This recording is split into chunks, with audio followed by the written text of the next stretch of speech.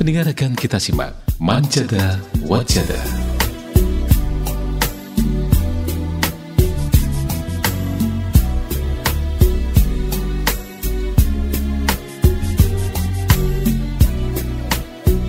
Bismillahirrahmanirrahim. Assalamualaikum warahmatullahi wabarakatuh. Radio kesayangan Anda, Persada FM, pilihan pas kita dan keluarga, siarkan kebenaran, tebarkan kasih sayang.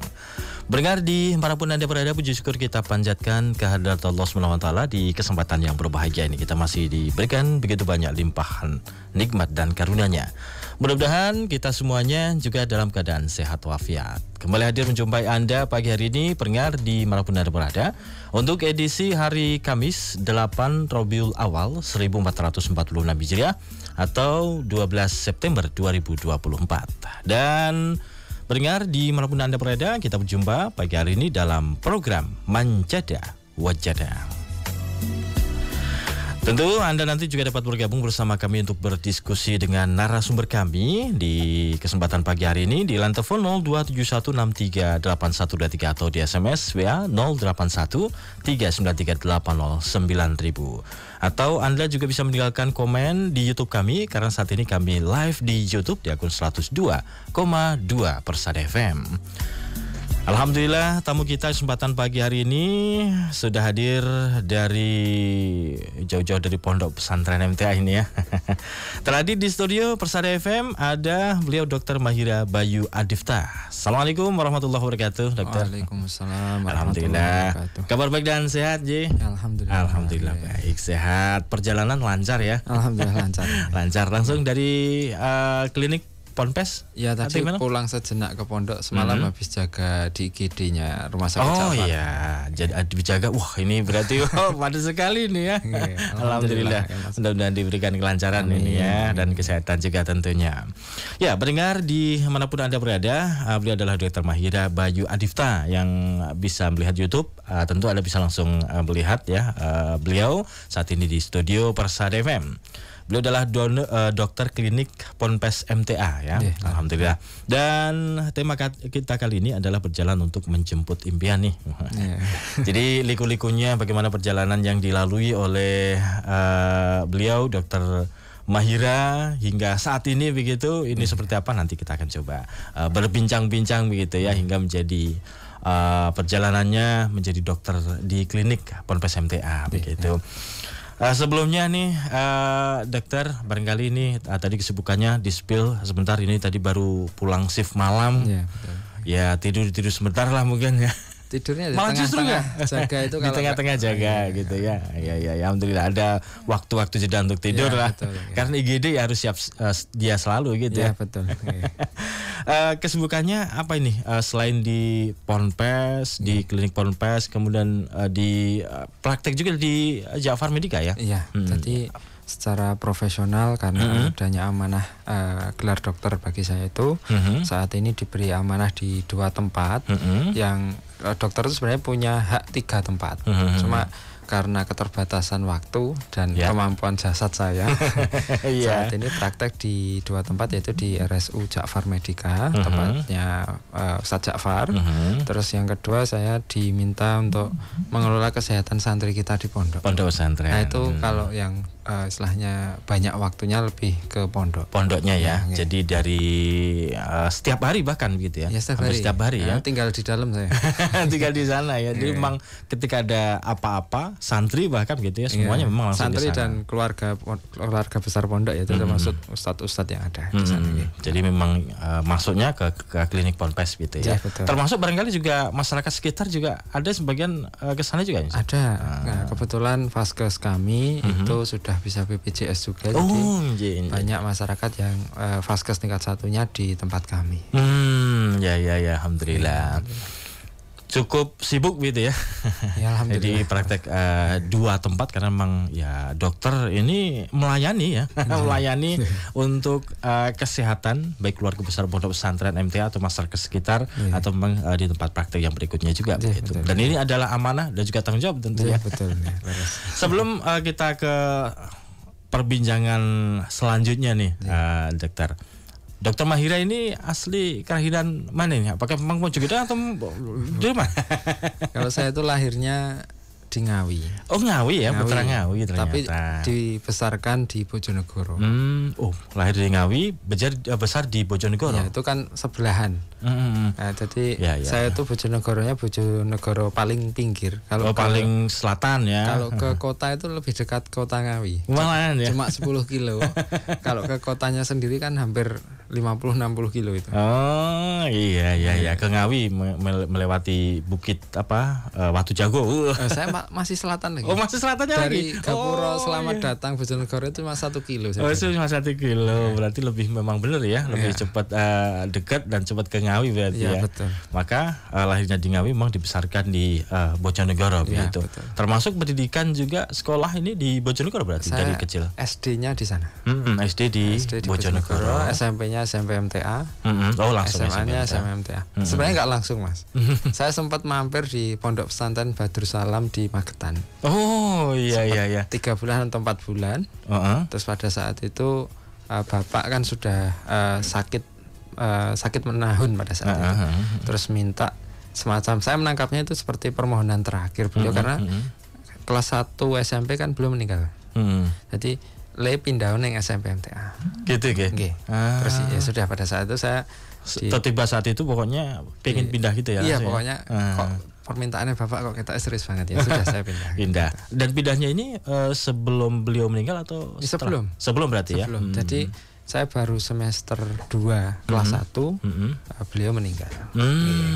Iya. Kalau dokter ini kelahiran tahun berapa nih? 93. Oh 93. Ya. Oh. 7 Desember 93. Iya 7 Desember 93. Ya, enggak jauh dari saya. Ya, 11-12 ya. 11-12. Kemudian SMP-nya sempat di pondok, kemudian lalu beralih ke SMP MTA. Iya, betul. Kemudian langsung ke SMA MTA gitu ya. Kemudian setelah SMA MTA kuliah di Fakultas Kedokteran Universitas 11 Maret. UNS ya berarti. Cukup di Solo begitu. Kebetulan pada saat itu saya nyambi pembina di asrama Putra SMA. Oh pembina. Oh jadi memang tidurnya ya di asrama. Kemudian pagi kuliah. Gitu ya. Itu juga ada dramanya Mas. Waduh ini. Untuk diceritakan ini ya. Gimana? Awal semester 1 kuliah itu saya ngontrak di Ring Road Utara. Ring Road ya. Ring Road Utara sana cari rumah yang murah. Serius cari rumah yang murah sama alumni SMA MTA kita tempati bersama. Berapa orang itu? Dulu 5 orang. Oh 5 orang. 5 orang. Dengan jurusan yang berbeda-beda. Beda-beda. Ya. Saya tuh pada saat itu belum punya motor, nunut mereka. Serius saya tuh. Nunut setiap hari itu. Iya. Kan mereka berangkat kuliah juga saya nunut gitu. Nanti gantian.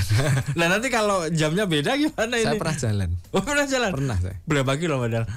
Ya dari UNS kan kita lewat itu kuburan Cina ya, ke utara terus sampai mentok.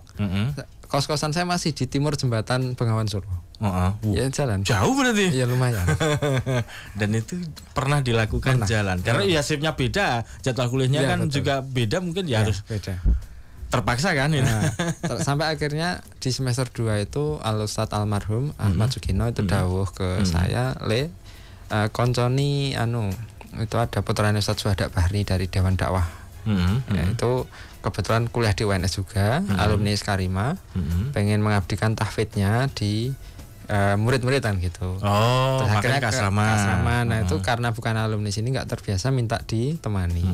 Pada saat itu Ustadz dawuh ke saya untuk koncana terus ya, pada saat itu saya kembali ke asrama. Kembali ke asrama itu terus yang saya temani itu 3 bulan apa 3 minggu ternyata udah nggak kerasan. Nggak kerasan. Nah saya sejak 2012 sampai 2017 baru pamit. Malah kerasan. Malah kerasan. Tapi kalau untuk transportnya ketika kuliah gimana? Jadi saya kuliah itu di asrama tadi kan? Ya, atas izin dan pertolongan Allah saya itu dapat beasiswa dari pemerintah. Jadi latar belakangnya saya itu memang pada saat itu dianggap menurut algoritma pemerintah saya itu miskin. Jadi miskin, terus alhamdulillah Allah titipkan sedikit kemampuan. Pada saat saya di SMA sempat mewakili SMA di tingkat kota maupun provinsi untuk olimpiade biologi. Oh biologi. Jadi ada peluang lebih pada saat itu. dapat beasiswa bidik misi. Misi itu katanya miskin berprestasi. Dulu itu kan ya ada program bidik misi itu. Nah, bidik misi. Itu yang menjadi awal perubahan. Jadi bagi saya SMP SMA MTA itu revolusi besar bagi saya. Revolusi besar ya. Karena waktu saya pendidikan di SD, itu SD saya itu terpuruk sekali Mas. Kalau orang lihat tuh, saya SD itu mungkin jenengan gumun ya, masih eranya nyeker. 93 berarti kalau SD berapa ya? Itu kan kelahirannya 93 loh. Betul. Kalau saya mungkin sebelum 2006 ya. Berarti 2001 sampai 2006. Itu masih iya, di Bojonegoro ya. Karena SD saya itu kalau berangkat kan banyak yang dari hutan-hutan itu. Iya. Itu bletok Mas kalau bahasanya. Iya, kalau pakai sepatu pun ya cepat rusak mesti ya. Betul. Jadi bukan saya nggak mampu pada saat itu, alhamdulillah ekonomi saya masih mampu, bapak juga masih aktif bekerja. Tapi 90% nggak bersepatu, saya jadi ke bawah. Jadi saya sekolah itu nyeker Mas, terus terang gitu. Terus yaitu SMP SMA MTA itu membangun paradigma untuk berjuang, terus berproses bahwa hidup tuh nggak gitu-gitu aja, untuk bisa diperjuangkan gitu. Ya sampai akhirnya saya selesai di SMA MTA pun, saya pulang itu saya sempat macul Mas, saya itu. Tapi itu belum artinya sudah punya rencana begitu ya? Saya untuk sudah daftar, sudah ujian, tinggal nunggu pengumuman. Oh gitu. Dan sudah jurusannya memang langsung ambil kedokteran gitu ya? Iya, tapi sebenarnya itu perjalanannya kan kalau dulu ada istilahnya seleksi undangan sama seleksi tulis. Saya seleksi undangan itu dulu kedokteran UNER, kedokteran UNES sama agrobisnis UNES. Nggak keterima Mas ceritanya. Terus bertarung melalui ujian tulis. Nah sambil menunggu, kan itu liburnya panjang sekali. Saya pulang itu ya ikut macul ya dengan keluarga gitu ya. Itu masyarakat tuh mikirnya aku ora lulus SMA gitu. Serius itu. Jadi anggapan orang-orang begitu ya. Iya betul. Saya sambil harap-harap cemas menunggu. Ternyata keterima yang ini yang langsung kedokteran ini berarti. Iya, kedokteran. Kemudian kalau untuk keluarga sebenarnya Dokter Mahira ini berapa saudara? Kalau saya 4 bersaudara. Tapi yang terakhir itu beda bapak. Oh gitu. Beda bapak. Yang nomor berapa Dokter Mahira? Saya anak pertama. Oh Mbarep. Mbarep berarti punya adik ya. Punya adik laki-laki, perempuan? Laki-laki, perempuan. Ya. Apalagi sebagai seorang anak pertama biasanya begitu. Ini ada kisah yang biasanya ini biasanya begitu ya, punya kekuatan sendiri biasanya kalau Mbarep ini. Nah di sini Mas, di sini. Jadi waktu saya SMA itu karena keluarga saya nggak ada yang medis. Saya itu terus terang ini waktu mau kuliah itu kan orang tua mikirnya so adik wangi sekolah gitu. Saya kuliah kedokteran ini terus terang iki ketaan ya pendapatannya lumayan. Tapi saya tuh nggak tahu loh. Tak kira pendidikan kedokteran ya pada jurusan yang lain 3,5 tahun. Ternyata 7 tahun lebih. Nah di situ backupnya dulu waktu di tengah-tengah itu kan kebetulan saya udah nikah sebelum selesai profesi. Nah saya dengan istri itu dibuat novel mungkin bagus kayaknya. Saya hidup susah pertama dengan istri itu masih menopang pendidikan adik saya yang pertama, yang adik saya pas. Wah itu penuh drama di situ. Karena saya miskom. Karena nggak ada orang medis di keluarga saya, tak kira kuliahnya podo aja 3,5 tahun seperti jurusan yang lain. Ternyata lama. Jadi ketika saya sudah menanggung pendidikan adik saya itu, saya belum produktif secara profesi kan gitu. Artinya yang dibayangkan orang-orang ya ketika lulus kuliah, mentereng gitu ya? Iya betul. Tapi ternyata masih membutuhkan perjuangan lagi. Panjang. Bahkan saya selesai itu kan sudah anak 2. Selesai ini sudah anak 2 ya? Saya baru legal disebut sebagai dokter bisa praktek itu saya sudah anak 2 ini berarti. Artinya kan ya belum lama juga berarti kan? 2019 akhir atau 2019 akhir ya. Nah, padahal kalau dihitung lulus akademiknya? Kalau saya masuk kuliah kan 2012. Berarti 7 tahun lebih kan. 7 tahun lebih. Itu dari akademik kemudian profesi. Plus ya. Kan wajib itu satu rangkaian itu. Dan kalau kedokteran memang harus sampai profesi itu kan. Itu saya nggak tahu Mas. Zaman SMA nggak tahu karena nggak ada. Keluarga saya itu terahnya pertanian. Nah, terahnya pertanian. Jadi mbah saya itu kehutanan, Pak Alek saya pertanian, bapak saya kehutanan, model kayak gitu.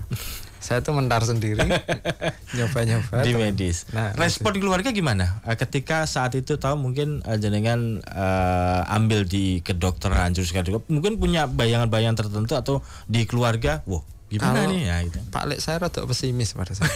Serius. Pesimis ya. Iya, pesimis karena mbok mending ini terus terang ini, mbok mending melu-melu polisi apa tentara kena gitu ya. Itu pada saat itu. Karena saya pada saat itu betul-betul menembus batas karena belum pernah ada di terah keluarga kami itu masuk medis itu belum pernah ada. Apalagi kuliah di kedokteran, bayangan masyarakat itu juga membutuhkan biaya yang luar biasa gitu. Iya, betul.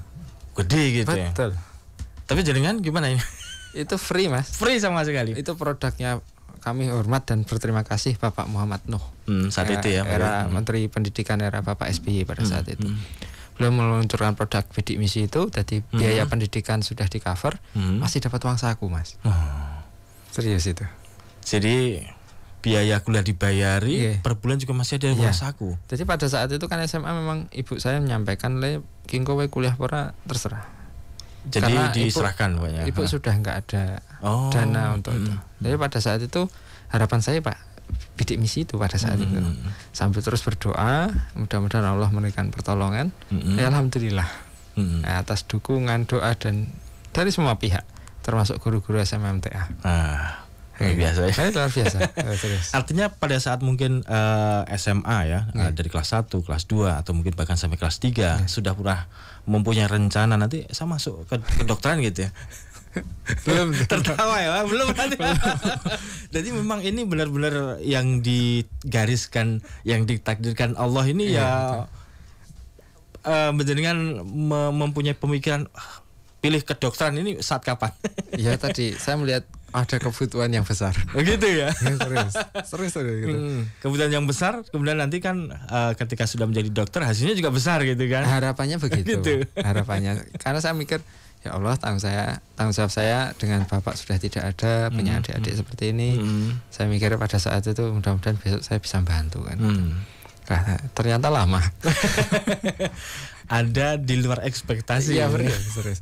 Tapi alhamdulillah dengan banyak itu ada cerita-cerita lain yang muncul. Jadi kayak kemampuan saya untuk berdagang jadi naik. Karena saya di tengah-tengah kuliah itu saya dengan istri sambil jualan. Oh, sambil jualan. Ya, sambil jualan. Oh, berarti kuliah ini sudah nikah ya berarti tengah-tengah kuliah. Saya wisuda. Wisuda. Oh, wisuda. Itu sudah berdua. Nah, keren ya. Asik ya. Jarang ini foto wisuda itu sudah berdua. Oh, jarang. Mas apalagi kedokteran. Apalagi kedokteran. Iya. Dan dokternya yang laki-laki. Nah, biasanya itu nikahnya kan akhir-akhir dokter. Iya, betul. Dokter itu biasanya kalau sudah menjadi dokter sukses ya. Maksudnya sudah praktek kemana-mana gitu. Nah, ini spesialnya istri saya mau nerima saya waktu kondisi saat itu. Atau mungkin tahu nanti. Ini mungkin tahu ini harus bersama saya.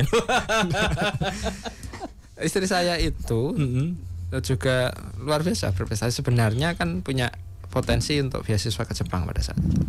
Tapi ketika pilihannya saya nikah ya sudah dilepaskan ya. Jadi ya nggak main-main juga. Bahkan sebenarnya kalau boleh jujur. Jadi pilihannya berat gitu, ya, gitu ya. Di SMMTA itu saya itu kan peringkat 11. Istri saya itu peringkat 2 loh. Wow, di atasnya. Oh, iya. Satu angkatan? Iya, satu angkatan. Wow, gitu ya. Dulu kita bertarung. Sekarang ini ya berumah tangga nih. Jadi kita dulu bersaing. Beliau luar biasa, eksaknya tinggi. Saya tuh pas-pasan, Mas. Pas-pasan ya. Cuma pas-pasan tapi menang bejo kayaknya. Ya, alhamdulillah, gitu ya. Perlu disyukuri. Ya, alhamdulillah. Istri lebih memilih berjuang dengan penjenengan lo ya, daripada ke Jepang yang ketika membayangkan, luar biasa loh nanti kalau udah ke Jepang. Luar biasa. Harusnya gitu ya. Tapi sekarang alhamdulillah harusnya juga lebih ini mendampingi. Ya, ini karir terbaik saat ini. Ya, ibu rumah tangga. Iya betul. Saya punya dosen terhebat untuk anak saya di rumah. Istri. Nah, istri. Ini putranya berapa sekarang sudah? Menuju 4, Mas. Menuju 4? Wah, lancar terus ini ya. Direncanakan menuju ke 5 ini harusnya. Ini perlu ACC Ibu Negara dulu. ACC lah, insya Allah. Ini mendengarkan nanti ACC lah. Ya. Kemudian pada saat menjadikan belajar yang ternyata tidak disangka dan tidak dinyana, membutuhkan waktu yang lama tadi gitu ya. Berarti memang tantangan yang terjadi di dalamnya cukup lumayan. Iya, salah satunya ya Mas ya. Ketika saya koas, itu kan saya sudah berumah tangga, otomatis saya nggak boleh merepoti orang tua saya, termasuk orang tuanya istri. Meskipun akhirnya kami masih banyak merepoti orang tua kami dan orang tua istri dengan segala kondisi tentu kan. Saya sudah punya anak satu pada saat itu. Saya ngontrak di Mojolaban. Ya. Istri sudah kerja sebagai guru pada saat itu. Nah berarti kan yang menopang ekonomi di awal perjuangan karir saya adalah justru malah istri saya. Istri ya. Saya pada saat itu makelar lele sama makelar travel, Mas. Makelar lele? Iya betul. Ada ya makelar. Nah tapi kan itu tidak banyak dapatnya. Jadi pada saat itu ya kadang tidak dapat, kadang tidak, biasa kan makelar gitu. Nah kan. di situ terus saya tuh punya kendaraan satu. Vario 125, ini bukan promosi ya, bukan, cuma maksudnya gambaran aja. Itu dipakai kerja istri. Nah saya bingung pada saat itu. Ini ada jasa satu orang yang paling penting di sini, Ustadz Marjono. Iya. Ustadz Marjono itu di asrama punya ondal lebih dari 2 pada masih saat. Di sini berarti kan sama SMA MTA berarti kan. Terus saya itu nembung Ustadz, sepedanya saya kredit satu yang jarang dipakai. Jawaban beliau, nggak usah, dibawa dulu aja, nanti kalau sudah selesai dikembalikan. Jadi saya hampir 2 tahun ya, tahun lebih itu dari Mojolaban ke Muardi itu tiap hari ngontel. Rutenya ya sini-sini saja. Ini ya berarti lewat daerah sini ya. Iya. Sampangan ke utara itu. Koasnya di mana itu pada? Di Muardi. Oh Muardi. Iya. Jadi itu mungkin yang lain mungkin kan memang terah keluarganya sudah medis, mungkin nggak pernah ngalami yang ini. Ini catatan sejarah hidup saya. Saya pernah ngontel, bingung cari parkiran. Muardi itu parkiran ontel di mana coba? Adanya kan mobil. Mobil, motor. Nah. Apalagi calon dokter gitu kan. Biasanya kan ya paling enggak ya naiknya mobil lah. Ya paling enggak seelek-elek motor lah gitu. Motor metik yang bagus lah gitu. Saya tuh pernah ngalami itu. Tapi alhamdulillah itu saya dapat hak spesial dari tukang parkir di Muardi. Mas anu wae, ora usah lewat Palang. Langsung jadi sampai tahu ya. Iya tahu. Karena tiap hari saya ngontel. Dan tukang parkirnya tahu Abdul kan koas di sana gitu ya. Prakteknya tahu. Mereka loh, mosok koas montelan sih gitu. Biasa Mas, banyak biasa, ya. Dan saya tuh di Muardi itu sampai saat ini mungkin sebagian masih kenal. Itu masa dekat dengan CS, dengan Satpam. Itu mah dekat karena ya sering berinteraksinya di sana tadi yang tukang parkir biasa gitu ya. Tempatnya spesial nih untuk Mas Mahira gitu. Serius. Jadi saya pikir ya Allah, zaman awal-awal dulu saya berkarir pendidikan, pada saat itu saya sudah punya istri, alhamdulillah mau dukung saya dari nol kan gitu. Kayak gitu. Terus ya mungkin kalau orang taunya kan sekarang. Iya sekarang. Biasanya kan orang tahu enak ya sekarang sudah menjadi dokter gitu. Iya betul. Jadi Ustadz Marjono itu saksi mata, saksi sejarah. Saksi sejarah betul. Jadi sampai padahal itu sepeda ontel ya. Belum motor maksudnya. Jadi itu sekedar mau kredit itu karena memang nggak cukup. Saya kan anak satu itu masuk penitipan, rumah kontrak, istri guru. Pada saat itu kan belum guru tetap. Ya masih BP lah. Nah BP gitu, betul. Nah terus saya ya cuma dagang. Ya bismillah gitu. Alhamdulillah. Dan itu dilakukan berapa lama itu? Ya 1,5 tahun. Hampir 1,5 tahun memang full ya. Koas itu kan 1,5 tahun itu ya. 2 tahun Mas. 2 tahun. Kalau koas itu sudah dapat fee belum sih? Belum, masih bayar. Masih bayar. Tapi kan saya dibayari negara. Iya, masih dibayar. Nah, koas itu ini yang kadang orang belum tahu ya. Koas itu zaman saya sebelum terkena pandemi Covid itu mengubah banyak hal ya. Iya. Koas itu masuk reguler jam 7 pagi, bahkan lebih pagi lagi bisa, sampai jam 2 siang. Senin sampai Sabtu. Sabtu. Itu ya, shift. Enggak, itu kayak kuliah.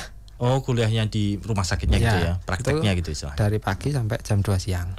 Ada istilahnya jaga. Kalau jaga itu berarti bablas jam 2 siang sampai besok jam 7 pagi. Oh, berarti hampir 24 jam tuh ya? Belum selesai. Kan besoknya keterak jam reguler lagi. Berarti masih lanjut kuliah sampai itu? Jam 2. Oh. Maka itu wajar. Kamu zaman pendidikan itu hal yang biasa. Dan itu paling nggak dilakukan sepekan sekali gitu atau gimana? sepekan nggak mungkin sekali. Nggak mungkin. Minimal 2 kali, minimal. 3 kali, bahkan 4 kali pun mungkin. Dan itu jaringan sudah nikah, sudah anak ini ya. Iya. Ya karena pada saat itu nano banget rasanya. Itu saya pikir, saya ingat ya Allah. Ya gitu. Wah, sudah nggak dapat bicara saya ini. Wah, speechless ini luar biasa perjuangannya. Gitu. Dan itu memang liku-liku kehidupan yang harus dilalui gitu ya. Untuk, ya alhamdulillah pertolongan Allah selalu datang. Iya. Luar biasa nih. Wah, sebelum kita lanjutkan nih, Mas, kita lihat dulu nih. Kita hadirkan ya informasi dan pendengar di manapun Anda berada, nanti Anda dapat bergabung bersama kami. Silakan bisa kirim WA di 081393809000 atau juga bisa mengirimkan komennya di YouTube karena saat ini kami live di YouTube di akun 102,2 Persada FM. Dan pendengar dimanapun Anda berada, jangan kemana-mana, kami akan kembali setelah kami hadirkan informasi yang berikut ini. Ya, pendengar dimanapun Anda berada, terima kasih untuk Anda masih bersama kami di kesempatan pagi hari ini. Tentu masih di program Manjada Wajada dan masih bersama beliau Dr. Mahira Bayu Adifta, dokter di klinik Ponpes MTA. Dan perbincangan kita masih dengan tema berjalan untuk menjemput impian ya. Kalau tadi sudah di sesi yang pertama liku-liku perjuangan yang dilakukan oleh Dr. Mahira ya, sebagai seorang profesional juga, sebagai seorang dokter begitu, luar biasa tadi ya liku-likunya. Karena orang banyak mengira atau mungkin bahkan sebagian banyak gitu ya, prosentasenya lebih banyak gitu. Orang yang kuliah di kedokteran ini biasanya orang yang ya mereka kalangan-kalangan atas gitu ya, kalangan orang-orang yang mampu gitu ya. Bahkan kalau kuliah atau mungkin praktek itu mereka sudah naik yang kendaraan luar biasa. Sudah kendaraan yang mewah-mewah gitu ya biasanya. Nah, tapi yang dilakukan oleh seorang dokter Mahira bisa gitu kan. Jadi ini bisa menjadi motivasi ternyata untuk saudara-saudara kita semuanya yang mempunyai cita-cita untuk menjadi seorang dokter nih. Ada tips sih? Ada. Wah, ada dong. Artinya kan ini menjadi motivasi untuk kita semua. Bagaimana ini, dokter? Kan problematikanya biasanya ada 2 ya. Yang pertama kemampuan, yang kedua finansial. Kemampuan akademisnya, kemampuan untuk. Yang kedua finansial. Kalau finansial, kalau memang betul-betul masuk kriteria, pemerintah itu saat ini tadi ada program yang luar biasa KIP, pendidikan, dan masih banyak lagi di luar itu. Yang penting apa? Mau mencari tahu. Nah, ini. Sekarang era search engine, itu silahkan dimanfaatkan untuk mencari hal yang sifatnya produktif seperti itu. Tidak hanya sekedar yang remeh-temeh lah. Nah, itu tentang masa depan, cari anak-anak yang sekarang SMA itu coba mencari sesuatu, misal beasiswa itu banyak. Terus yang kedua, kalau segi kemampuan ini saya punya cerita tersendiri. Wah, ada tipsnya ini. Saya tadi kan sempat menyampaikan bahwa saya itu peringkat ke-11 di SMA-nya satu itu ya. Nah, kebetulan 9 orang di atas saya itu menghendaki masuk kedokteran semuanya.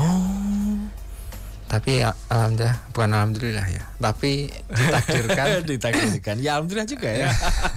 Nah, kalau alhamdulillah enggak enak. Kasihan ya mereka enggak masuk. Nah, itu 9 itu kebetulan tidak diterima. Tidak lolos. Nah, yang diterima saya kebetulan. Saya bukan yang paling pinter pada saat itu. Saya mawas diri. Peringkatnya kan 11 ya.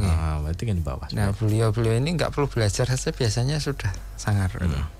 Nah, saya kemarin triknya begini. Ini penting ini. Gimana? Biasanya teman-teman yang pintar-pintar itu punya rasa tertantang menyelesaikan soal. Sesulit apapun, apalagi mereka pintar, saya bisa kok menyelesaikan ini. Harus bisa gitu. Tanpa memperhatikan waktu. Ingat waktu kita ujian itu ada keterbatasan waktu. Jumlah soal. Jadi saya memainkan cuma itu. Kalau soal kiranya sulit, tinggal aja gitu berarti. Tipnya jenengan itu. Tinggal cari yang ringan-ringan dulu karena kita akan kejar poin kan. Nah, satu itu. Yang kedua, pada saat itu saya belajar melebihi kapasitas orang normal. Gimana itu? Gimana ini Mas? Saya membuat pasangan ya. Pada saat itu kita belajar kelompoknya berdua. Ya, berdua gitu maksudnya. Saya dengan keponakannya Ustadz Ghazali pada saat itu. Sekarang beliau sudah jadi dosen di Universitas Pertahanan. Unhan.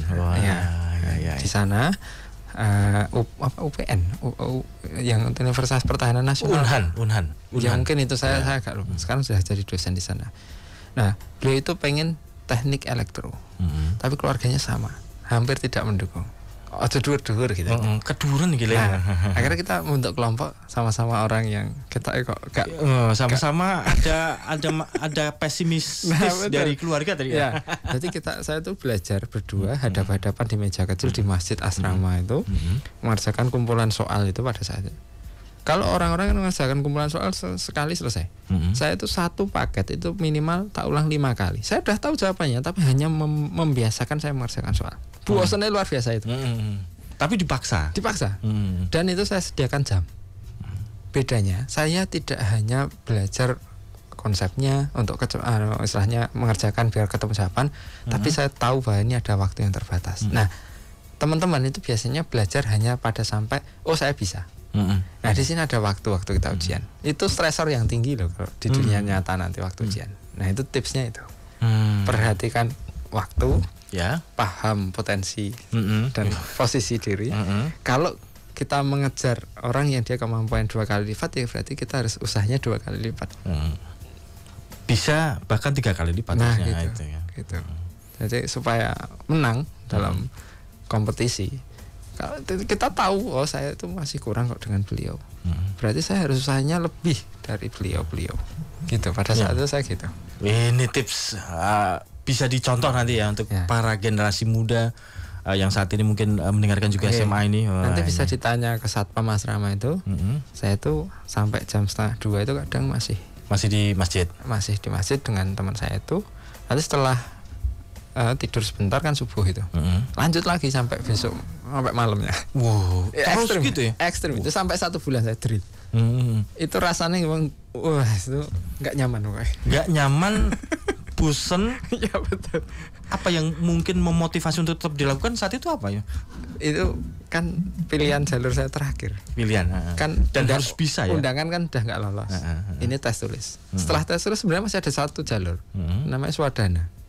Swadana kan bayar. Iya, swadana kan bayar JW berarti kan sama saja. Ya nggak bisa kuliah. Iya. Ya sudah, itu pilihan terakhir pada saat saya bismillah harus bisa kan gitu. Gitu. Hampir 1 bulanan tadi ya. 1 bulan saya drill itu kayak gitu. Itu tipsnya berarti. Ya, itu tipsnya untuk menghadapi mungkin kalau orang yang pandai mungkin tidak memikirkan hal itu. Ya. Oh, ini bisa lah nih, ini bisa lah. Oh, ini nggak bisa, harus bisa misalkan gitu. Nah, ini membutuhkan ada satu catatan lagi Mas, penting. Waktu saya kuliah. Saya tuh selama kuliah kedokteran hampir di semua mata kuliah saya tuh masuk papan pengumuman remedi. Ini catat penting ini. Oh, iya. Ada alasan tertentu? Karena memang saya tuh lola Mas. Lola gitu. Saya tuh nggak bisa seperti teman-teman kedokteran yang lain diajar sekali terus. Paham gitu ya. Saya butuh waktu lebih panjang. Oh gitu, ya. Nah, tapi alhamdulillah saya tuh pernah mewakili UNS 2 kali Olimpiade tulang muskuloskeletal di Andalas dan di Hasanuddin, Padang dan Makassar. Jadi itu padahal saya zaman mata kuliahnya saya remedi, tapi saya terus belajar sampai suatu saat pertarungan antar angkatan ternyata saya bisa juara. Ya mewakili UNS kan lumayan ya. Meskipun sampai sana akhirnya ya kalah kan gitu. Tapi kan sudah mewakili UNS artinya kan juara di UNS kan? Ya. Gitu. Jadi pada saatnya misal 1 bulan itu butuh mata kuliah, saya tuh remedi Mas. Serius, saya itu hampir di papan pengumuman remedi sampai saya itu punya komunitas loh. komunitas remedial. Iya betul. Itu kan saling menguatkan gitu kita belajar. Saling menguatkan sama-sama kedokteran remedial sih saat itu. Jadi itu makanya saya itu memahami bahwa saya itu enggak sepinter teman-teman yang lain. Artinya butuh konsistensi dalam belajar, rutin, waktu gitu ya. Dan ini menjadi tips tertentu gitu ya. Karena kemampuan seseorang dari masing-masing person juga berbeda. Beda. Tapi juga ada cara tersendiri juga untuk menyelesaikan. Yang penting sabar Mas. Kalau nggak sabar itu muncul di papan pengumuman tiap hari itu ya bisa keluar loh Mas. Bisa keluar. Karena teman saya banyak yang keluar. Tapi tetap lulus kan ya di masa-masa akhir. Atau sempat ada yang enggak. Jadi gini Mas, yang masuk ke kedokteran tuh tentu di SMA-nya superior. Biasanya. Terus tiba-tiba kayak gitu Mas. Drop ya. kebanyakan drop. Jadi syarat kuliah di kedokteran itu selain pinter, mentalnya harus kuat, Mas. Oh iya. Iya, wes bekal itu aja. Bertahan hidup. Pinter, kuat, mentalnya kuat. Sekali lihat remedial, drop gitu ya. Iya, kalau yang biasa dia superior, bintang di sekolahnya, terus tiba-tiba aku remedi terus. Ini ya. Nah, saya pada saat itu bismillah dilalui lah. Enggak apa-apa. Remedial sampai membentuk komunitas remedial loh ya. Iya, serius itu. Dan itu justru menjadi motivasi tersendiri. Iya, betul. Motivasi tersendiri untuk harus berhasil nih. Tapi jangan termasuk tepat waktu ya kalau pas kuliahnya. di tengah. Pas ya. Jadi ada yang superior itu lulus di depan. Saya pas di kelompok tengah, kelompok paling besar kalau di statistik 10 saya yang 9 yang 80 itu. Oh gitu ya. Iya, saya di tengah. Ya, di tengah tapi lolos gitu lah terakhir. Karena kuliah kedokteran itu ya banyak juga yang nggak lolos ya, nggak betah gitu ya. Mohon maaf, ada yang sampai harus ke psikiater. Karena saking stresnya mungkin ya, karena saking tertekannya dengan perkuliahan mungkin gitu ya. Satu angkatan saya ada 2 anak. Oh, gitu ya. Iya, serius ini. Enggak ini nyata ini, serius. Ternyata gitu ya. Iya. Akan jenengan googling itu. Sekolah spesialis pun UI itu angka stresornya tinggi. Googling aja. Oh, iya. Nanti statistiknya yang bicara. Berarti ada tips tersendiri nih dari Dokter Mahira tentu ya untuk menghadapi apa yang ingin dicita-citakan, kemudian aktivitas yang sudah dilakukan, termasuk saat ini juga sebagai seorang dokter profesional, kemudian berdakwah juga, gitu kan. Apalagi prakteknya ini di Pondok Pesantren MTA ini kan termasuk tempat kita untuk berjuang juga ya, berdakwah juga di sana gitu ya. Nah ini bagaimana menetapkan di hati lah gitu ya. Pernah mendapatkan godaan-godaan tertentu? Dokter ini luar biasa loh ya. Untuk mendapatkan finansial besar gampang gitu maksudnya itu. Iya. Nah, ini. Yang pertama kalau untuk bertahan di semua lini tadi, itu coba kita niatkan semuanya untuk ibadah. Yang pertama. Itu kuncinya. Bahkan misal dalam proses pendidikan kedokteran itu, karena tadi saya ceritakan shiftnya begitu berat, kalau sampai pun meninggal, tapi kita niatkan itu sebagai tholabul ilmi yang jelas. Ya jelas ibadah. Oh ini menuntut ilmu gitu kan. Fisabilillah sampai kembali. Kan enak gitu loh. Kalau motivasi kita itu. Tapi kalau motivasinya finansial, ya nek kelakon. Nah enggak. Sakit hati tak? Iya kecewa. Mutung lah. Meskipun saya di awal gitu. cita-cita saya tadi kan itu. Tapi di tengah-tengah perjalanan ternyata beda ya sekarang. Berubah. Nah, termasuk di akhir karir saya ketika saya sudah selesai kan pada saat itu ada pilihan dari RSUD menawarkan untuk saya jadi karyawan melalui PLUD itu. Terus yang satu pilihan saya untuk pulang ke majelis. Saya pikir-pikir, saya dulu pernah berada di bawah. Orang menganggap tukang macet lah ibaratnya. Terus sekarang saat ini saya di atas. Sedang ini kalau kita bicara kelas sosial, di akhirat juga ada kelas sosial loh Mas. Ya. Kan surga itu bertingkat-tingkat sampai 100. Nah saya mengharapkan dengan profesi saya pengen transaksi, mudah-mudahan besok di akhirat saya mendapatkan hak lebih. Tingkat sosialnya di akhirat akan menjadi tinggi gitu kan. Mudah-mudahan. Ya mudah-mudahan Allah menjaga keikhlasan saya, menjaga saya sampai akhir dalam hal ini baik kan gitu. Jadi sama-sama saya berkarir. Kalau saya berkarir di luar itu kira-kira sampai umur berapa tuh Mas? Masih menjadi bintang? Ya paling berapa lah gitu. 60 sambruk Mas. Iya pasti. Nah tapi kalau saya berkarir untuk mudah-mudahan untuk akhirat, itu untuk kehidupan yang abadi Mas. Nice. Jadi bukan masalah pendapatan lagi. Karena pendapatan cuma sampai kapan? Katanya berbahagia di masa tua, makan tengkleng di masa tua nggak bisa Mas. Iya kan? Darah tinggi makan tengkleng juga pusing nanti juga nih kan gitu maksudnya. Maka saya mengharapkan terutama untuk alumni SMMTA, mari pulang berjuang di majelis bersama-sama dengan kami yang saat ini diamani di majelis. Bukan berarti di majelis itu berat untuk kita hidup. Insya Allah penuh dengan keberkahan kalau hati kita lurus. Insya Allah. Kalau memang benar-benar ya kita menghidupi majelis gitu ya. Nah ini yang terpenting. Alhamdulillah Allah menurunkan pertolongan. Karena tadi saya cerita saya pernah dagang juga tuh tadi. Sekarang Allah titipkan melalui usaha istri saya punya Zam-Zam kebab itu di 2 tempat.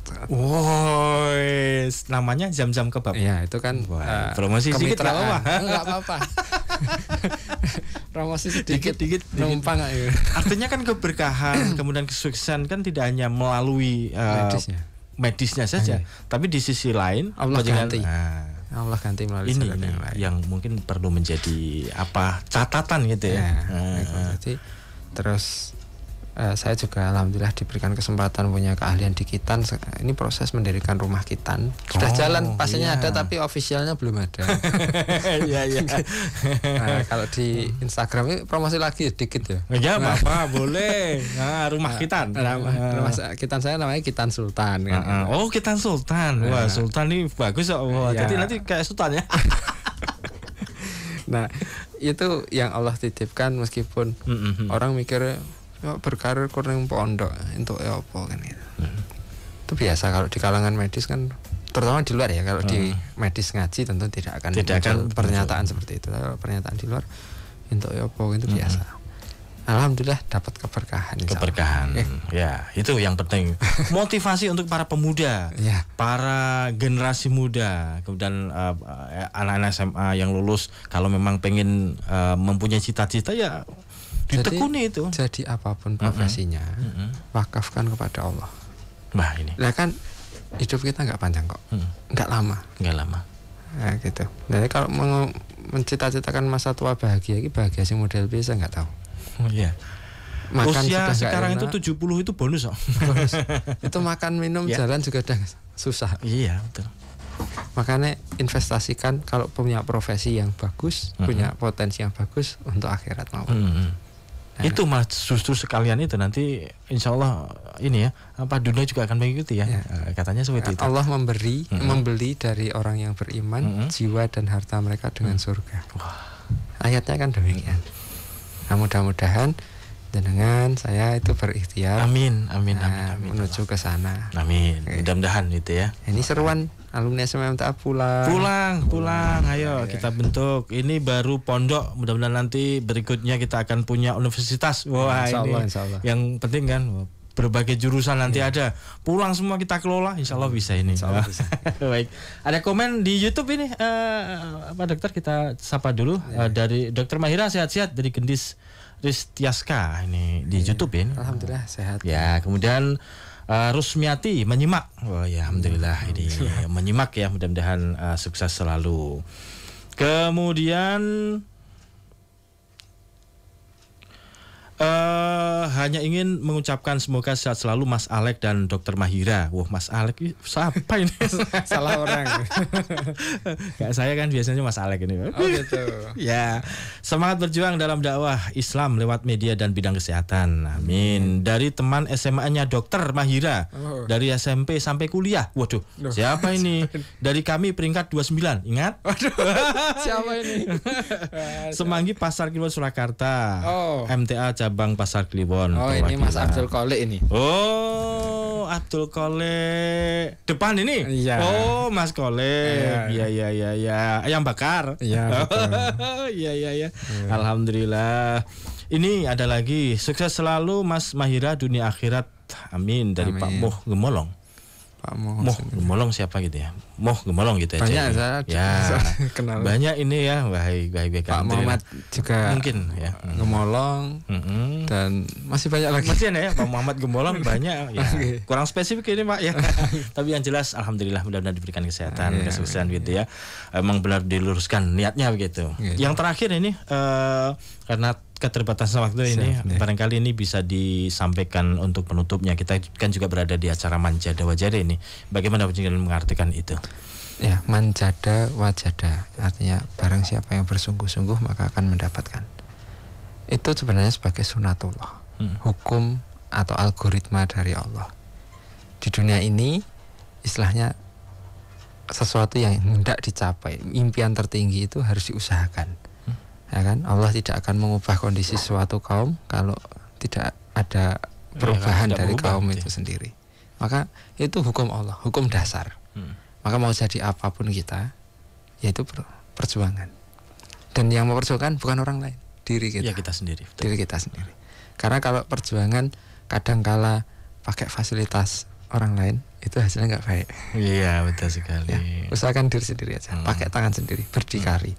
Sama dengan status saya terakhir tadi malam, saya foto anak saya. Nah, kamu sekarang sudah tambah besar. Ya, tetaplah menjadi pribadi yang imannya itu mudah-mudahan bertambah kuat, dan jadilah pribadi yang mandiri. Mudah-mudahan besok kamu akan tetap bertahan meskipun ayah sudah tidak mendampingi. Wah, dalam sekali. Nah, itu nasihat saya kepada anak saya. Iya. Okay. Luar biasa. Baik, terima kasih nih dokter, waktunya sangat-sangat memotivasi sekali nih untuk Anda semuanya pendengar di manapun Anda berada. Insya Allah kalau ada waktu lagi kita berbincang lagi nih Ustaz dengan berbagai tema tentunya ya. Nanti mudah-mudahan bisa hadir lagi ke studio ini. Selamat beraktivitas kembali nih, langsung ke pondok pesantren ini ya. Ke klinik langsung ya tidur sebentar lah. Ini alhamdulillah ada yang bantu. Oh, ada bantu ya, aman berarti ya. Ya baik. Tapi nanti sore kembali ke Solo kajian. Oh, ini hari apa Kamis ini? Oh, harinya Kamis ya? Gelombang 12. Oh, gelombang 12 ya. Oh, baru Mas Iput berarti ya. Iya, betul. Terima kasih nih Dokter Mahirah, Mas Dokter Mahirah biar indah ya. Terima kasih. Assalamualaikum warahmatullahi wabarakatuh. Waalaikumsalam warahmatullahi wabarakatuh. Baik, pendengar di manapun Anda berada, demikian kebersamaan kita untuk program Manjada Wajada pagi hari ini. Terima kasih kebersamanya, mohon maaf atas segala kekurangan. Ada produser Joko Santoso, Switzerman Anlovika Akbar, dan saya Miftah Firdaus pamit undur diri. Barang siapa diberikan hidayah oleh Allah akan dilapangkan dadanya untuk menerima Islam. Billahi taufiq wal hidayah. Wassalamualaikum warahmatullahi wabarakatuh. Radio Persada FM.